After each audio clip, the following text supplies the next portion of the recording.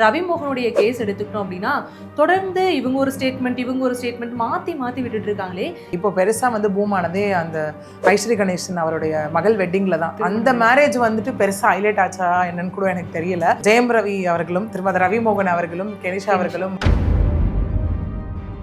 ரவி மோகன் இவ்வளவு துன்பத்தை அனுபவிச்சிருக்காருப்பா. ஓகே, அவர் தான் பெஸ்ட். இந்த பொண்ணுகிட்ட எப்படிதான் வாழ்ந்தாரோன்னு ஒரு ஆர்த்தி மேல அப்படியே தூக்கி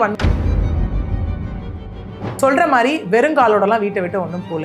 ஓகே, ஆமா பண்ணியிருக்காங்க. எப்படி போனாரு, அதாவது என்னன்னா உண்மை வெளியே குட்டு வாங்கி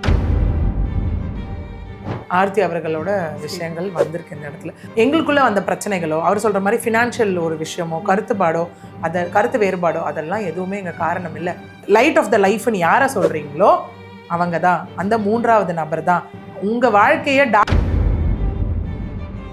சரிங்க, 5 வருஷமா உங்க பேரண்ட்ஸ் கிட்ட பார்க்க விடலை, எல்லாமே விடலை, சரியா? அப்ப நீங்க என்ன பண்ணிருக்கணும், நேரம் அவங்க அப்பா அம்மா வீட்டுக்கு தானே போயிருக்கணும். ஏன் அந்த இவ்வளோ விஷயங்கள் அவர் சொல்றாரு இல்லையா? ஃபினான்ஷியலாக அபியூஸ் பண்ணாங்க, என்னை எமோஷனல் அபியூஸ் பண்ணாங்க, எல்லா அபியூஸும் இங்கே சொல்றாரு இல்லையா? அந்த அபியூஸுக்கான எவிடன்ஸ் திரும்ப திரும்ப நிறைய இது ஆண்கள் பெண்கள் மேலே போடுற ஒரு விஷயம்.